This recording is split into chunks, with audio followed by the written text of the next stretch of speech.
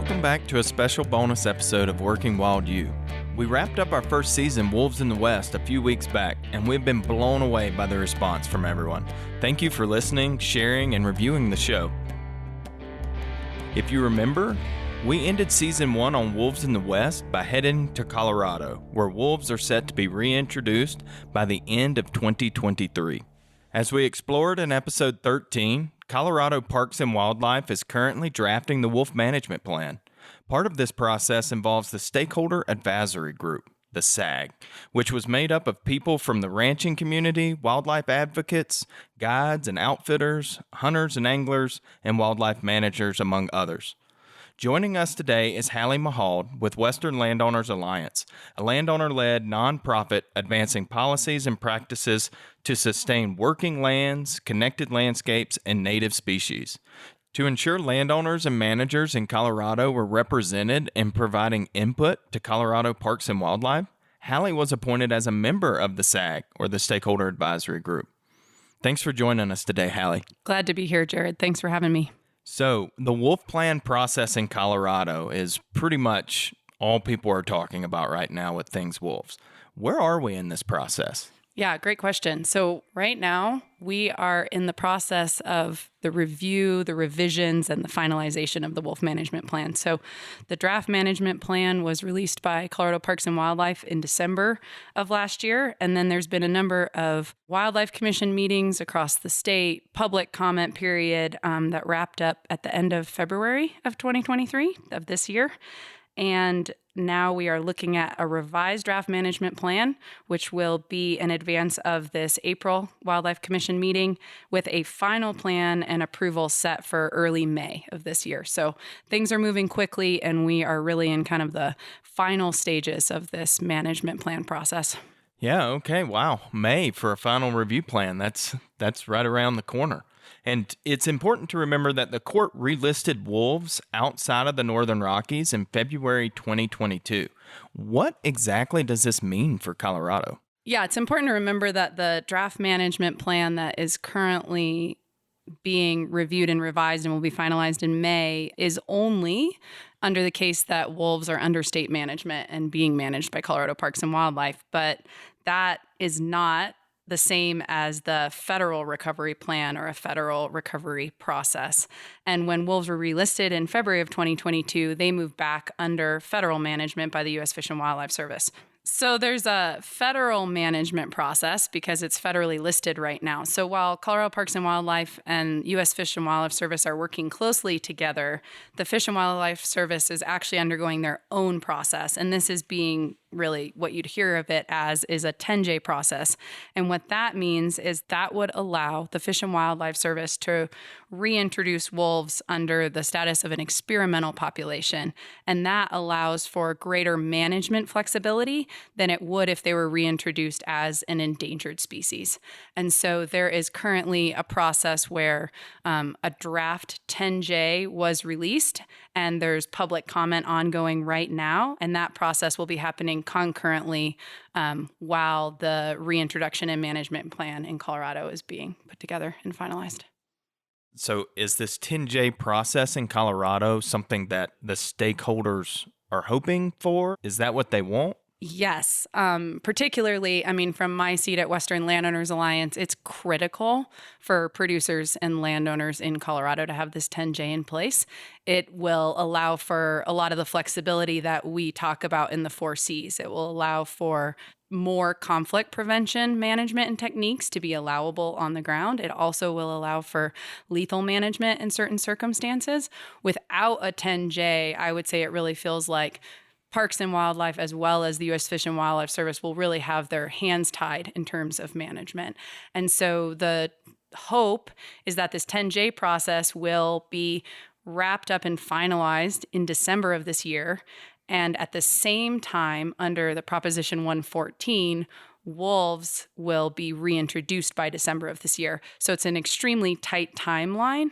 From what I can see, it's a critical aspect of this process. And so Colorado Parks and Wildlife and Fish and Wildlife Service are working really closely together to try to get the NEPA done as quickly as possible. Great. And shameless plug here, to know more about the 4Cs and some of the conflict prevention tools and things of that nature, you can turn back into some of our previous episodes of Working Wild. Speaking of this 10J designation and something we kind of hit on during this first season is that's also kind of the process that went forward when wolves were reintroduced back into Yellowstone and parts of Idaho and the Northern Rockies. Yeah, that's correct, Jared. To my knowledge, wolves have never been reintroduced by the Fish and Wildlife Service without a 10J designation. It's certainly true for Mexican gray wolves in Arizona and New Mexico, and was in Montana as well as Idaho. And so it would really be an entirely different situation to be looking at reintroducing wolves in Colorado without that experimental population and without that flexibility of management. So that's all happening on the federal management side. Let's pause and move back to the state side of things. In our last episode, we asked guests the question, just how much influence does the SAG have in drafting the wolf management and reintroduction plan in Colorado? Being officially a non-decision-making body, what's your take on all of that, Hallie? And were the recommendations that were brought by the SAG included in the draft wolf plan? Overall, the answer to that is yes. I can certainly see recommendations from both the technical working group and the stakeholder advisory group in the draft management plan. Colorado Parks and Wildlife staff who drafted the plan spent the year and a half sitting in every stakeholder advisory group meeting, every technical working group meeting, and it was clear that those recommendations and those statements showed up in the plan, more so even than I anticipated. You could see it in the impact-based management, compensation, conflict minimization, the fact that there's aspects of lethal management across the different phases. I was really happy to see that in that initial draft management plan, you could see verbatim a lot out of the stakeholder advisory group, both in the level of the principles, but also in a lot of the details of the plan. I would also like to point out that in this process of revisions of the draft management plan, there was concerns early on that potentially due to public comments or due to comments and concerns coming out of the Wildlife Commission that potentially aspects of the plan or the whole plan itself might kind of get pushed aside, that there might be opposition to certain elements or especially on kind of the extremes of both sides, I would say, had more concerns and issues with the plan. But I've been really impressed to see how the Wildlife Commission has really come out in support of the draft management plan that was put together by Parks and Wildlife, have been really supportive of what came out of the stakeholder advisory group and the technical working group. And while I expect we'll see some tweaks based on what's been said in the revised plan that we'll be looking at in April and then the final plan in May, by and large, those recommendations will stay in the plan, which I think has been really great to see from my perspective because of all of the time and energy put in by, voluntary stakeholders traveling across the state, spending that time together. And also because this kind of process so much relies on collaboration and people coming to the middle and thinking about compromise. And so while the plan may not be perfect, and while I'd be surprised if any individual feels like every aspect of the plan meets exactly what they need, I think that in itself is a success because individual stakeholders maybe each gave a little, got a little. And I think in a state like Colorado with this diversity of perspectives, the plan that will work for Colorado will involve those kind of trade-offs, but also hopefully involves a number of wins where we had consensus and where the group was able to come together. Wow, that must, having sat on the SAG, be refreshing to see that the time and effort from really all the stakeholders were included when the wolf management plan was being put together. What's next for wolves and management plan in Colorado? What we all need to be thinking about and working on around wolf management and reintroduction next in Colorado is funding. So while we may have a reintroduction and management plan that was well informed by the stakeholder advisory group and by the technical working group that I think has key aspects of the 4Cs that offers some really positive support for producers that will face, potential impacts and for other stakeholders. And we really tried as a stakeholder advisory group to look at the potential social and economic impacts and build a plan that could address those impacts. That is all dependent on funding. And while Proposition 114 had the mandate to reintroduce wolves, and as part of that, it did talk about compensating livestock producers for losses, it did not come with direct sources of funding. And all of this is expensive, whether it's conflict minimization tools, more staff capacity for Colorado Parks and Wildlife to work with producers on impacts, to monitor ungulate populations, as well as compensating for losses. All of that requires resources and funding.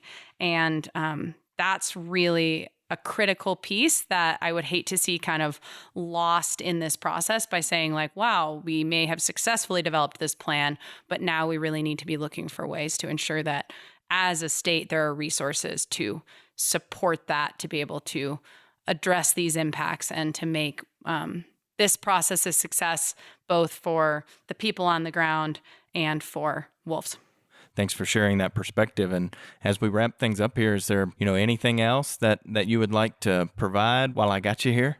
I'd just like to say that at Western Landowners Alliance, we are going to continue working in Colorado with producers, with partners ahead of this reintroduction of wolves, as well as during the process to try to best mitigate these impacts and support landowners on the ground as wolves continue to disperse in from Wyoming, as well as our reintroduce on the ground. So we're looking to provide resources and support this process as much as possible.